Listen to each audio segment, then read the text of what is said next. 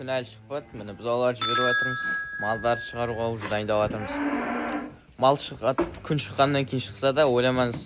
Ой, значит, адамдар күн шыққаннан кейін тұрады. Жоқ, тамақ ішу керек, малды түген жеу керек, сауып алу керек, бұзауларын еміздіріп алу керек. Жұмыстар жетеді. Біз 2 сағат ерте тұрмасақ, міндетті түрде сол 2 сағат ерте тұру керекпіз. Мал жіберместен алдын міндетті түрде. Жұмыстар сол кезде ғана бітеді. Осылай жіберіп қоямын да. Олар бәрі орындарын білет әрине. Қазір орнына барады, бірақ әрине ол әшейін нәрсе емес. Бұл жерде орындарына тұрған күнде де сен орындарынан бәрін ауыстырып, алмастырып тұру керексің. Почти каждый день қадағалап тұрмасаң оларды. Олар жайлап ауырып, әлсірей бастайды. Себебі мынаны сүт жетпей қалады. Мынау мысалы бір шешесін 2 бұзау емсе, онда уже мынау біреу сәл күш алса, екінші сразу күші азаяды. Себебі мынау сүттің бәрін ішіп қояды. Так что бәрін қадағалап отыру керек. Міне біз бұрында мынаған 2 емшек, мынаған 2 емшек қарап тұратын едік постоянно. Қазір ондай жағдай жоқ, малдар көбейген соң. Біз постоянно қарап тұрмасақ болмайды уже. Бұлай басында тұра алмайсың, бірақ күйіне қарай. Біреу әлсіреп баратыр ма? Сразу қасындағына қарайсың. Қасындағысы мықты ма? Қасындағысын мысалы 5 минут еміздіресің. Или манаға әлсіреп сүт жетпей жатқан болса, әлсіреп жатқан басқа сиырға еміздіріп не істейсің? Кейбіреулер вообще міне бүйтеді. Қараңыздар. Олар ембей қояды міне. Неге? Себебі сүті слишком көп болады шешесін. Олар қарай алмайды. Оларға өте ұнайды, датал ұнайды сүт. Олар нормасымен іше алмайды. Олар көп ішіп қояды. Көп ішіп қойған соң іштері өтеді, бычыт болады, әлсірейді, арықтай бастайды. Іштері өткеннен кейін олар жақсармайды. Көк шөпке шыққан мал ұқсап. Олар әлсірей бастайды, наоборот. Бычыт болып. Так что бұзау асыраудың өзі үлкен шығын. Олардың бастарында постоянно тұру керек, міне қарап, бақылап. Міне мысалы мына екеу не то тұр. Бір жақтан ембеу керек бұлар. Екі жақтан ему керек. Екі жақтан еміздіру өскеннен кейін уже тем более. Мысалы мынау сәл күш алса болды, мынау сүттің бәрін момент бітіріп қояды. Анаған бермейді сүтті. Мынаған қалмайды, мынау әлсірей бастайды сразу. Бірақ мыналар әрине ондай емес. Кішкентайлары ғой негізі сөйтетін. Бұлар уже үлкен ғой. Олар жеммен де тұратын бұзаулар. А также, сүт жетпейді оларға. Біз шөп жемге үйретеміз сразу. Шөп жемге үйретеміз. Айтпесе ол простой сүт оларға жетпей қалады.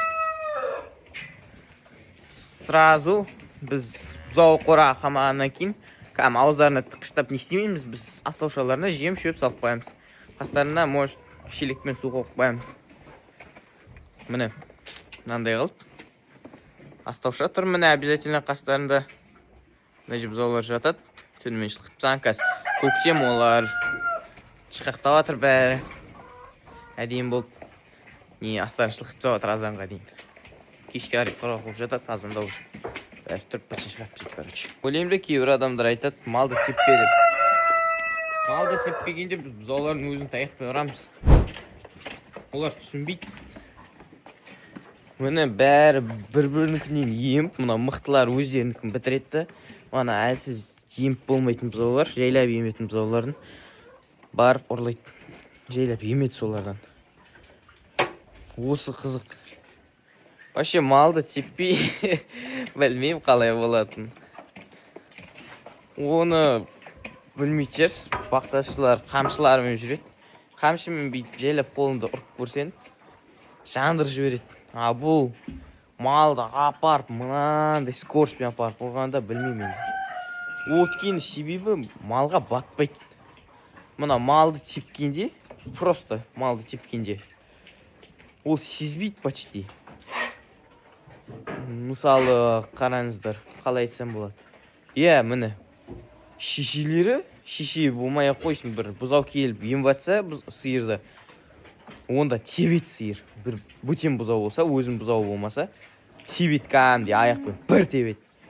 Ана бұзаулар тұрады, тиіп-клеп. 10-15 рет тепкеннен кейін барып, зорға кетсе жақсы оның өзінде.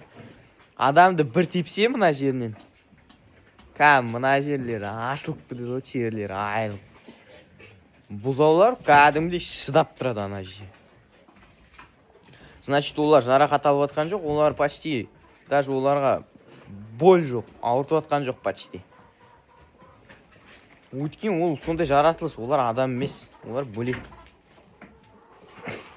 Кейде сиырлар бейт, бұзауларына жүгіріп баратады, бұзауларын іздеп барып жүргенде. Ананы ұрасың ғой қамшымен, конкретно ұрсаң да, кәдімгідей жылқыны қағып өтіп кетеді олар. Неге? Себебі өтіп кете алады олар, ондай больно емес. Адамға болса ол конкретно тиеді. Адам ол вообще талып қалуға дайын анандай соққыдан. Талып қалады, себебі ана соққы тауыққа ма бірдемеге тиеді. Конкретно болады, тауық сразу өледі. Міне, сосын бұзаулар қора қамау тағы бір. Негізі үйренгенше олар проблема болады. Қора. Сосын жайлап. Мына қараңыздар, олар неге мына жерге қарай кетпейді, мына жаққа былшып кетіп барады. Себебі қораларына баратыр олар, біледі. Бірақ бұл үйренгенше, қора! Қора! Үйренгенше ол өте қиын шаруа.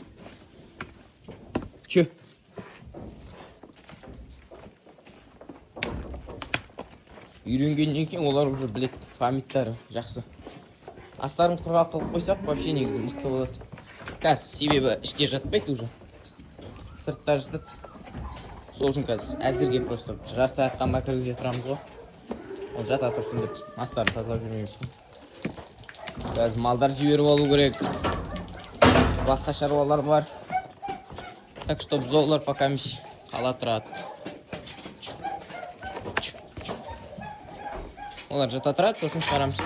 Астары құрғақ болғанда вообще олар өздері кіріп барып жататын еді. Себебі білет, мына жерін таяқ жейді, істейді, қуаланады. Қуалаймыз, ұрамыз қашқандарын. Ана жақта уже болды тыныш. Жатасың, жемін жейсің.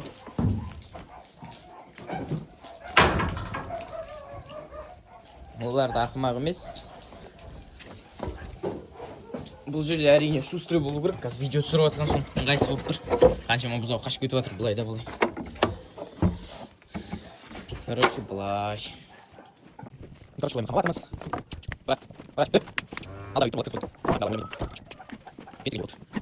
Осылай жүреміз енді. 7 ай бойы. Басында кішкентай бәрі қиын. Қораға бармайды. Бір-бірін шешелерін ұрлай береді. Тез мынау сәл күшейсе мынау тез әлсіреп кетеді, жемде тұрмағасын. Өскен соң енді үлкен олар, қиын, былай да былай жүргізу. Бірақ зато білет, ананы мынаны командаларды білет, жақсы түсінеді. Бірақ осы үлкендерді басқару әрине қиын, олар үйренген болса да бір мысалы, мана көрсеткенде екеуі бір жақтан еміп жатса, онда уже ауыстыру енді, ондай шаруа емес. Кішкентайын бүйтіп ұстайсың да, айналдырып жібересің, болды. Ананы бүйтіп қамшымен барып, не істеп бармасаң, былай просто қолға көнбейді олар енді. Мына бұзауды қараңыздар, міне шешесі әні.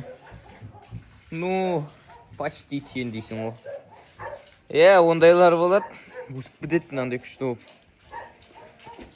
Күшті болып, әдемі болып келеді, мынандай өсіп кетеді. Бірақ оларды енді біреу ұрлап жатса, не істеп жатсың, оны ты че? Қиын ғой, ондай шаруа емес. Былай ауыстырып жіберу оны. Просто так, короче. Өсет қозылар вообще ғой мына, қойлар. Тем более болады. Қозылары қойдан да үлкен кездері болады. Бүйтіп кәдімгі еміп жатады, бүйтіп бойларына қойып тұрасың. Boylar qo'ydan da biyiq bo'lib turadi. Buzoqlar qayta shukr unday вообще bo'lmaydi. Кейде laqlarda сондай bo'lib ketadi. Ешкімен тең екі кішігеден үлкен болып әлием жүреді. Енді ең соңғы айтайын дегенім міне есіктеріңізді дұрыстап жауып жүріңіз. Есік дұрыс болу керек. Бұзау шығып кетсе ми айналып жүгіре береді. Біз бір бұзау шығып кеткенде 5-6 километр точно жүгіретін едік артынан қуалап жүріп. Ол вообще берілмейді, вообще жұп-жуас бұзау шығып кеткен еді, ол маған ұстататын бейді спокойно. Далаға шығып кеткеннен кейін датауы шық, ол жақындатпайды. Бала айтек, келем жайлап, келем, ұстайын ба? Жібіне ұстап үлгермей ұшат, кетеді. Оны иттер көріп қуалап кетсе, вообще иттер мәз болып қуалайды олар таңайды. Кішкентай, қорқақ, солай жүгіріп жүретін едік. Так что солай енді осылардың бәрін учетқа алып, күшіктер қандай, бұзаулар қандай екенін, ну, короче, түсінесіздер. Мына күшікті көріп, күшіктер деп қойыппын.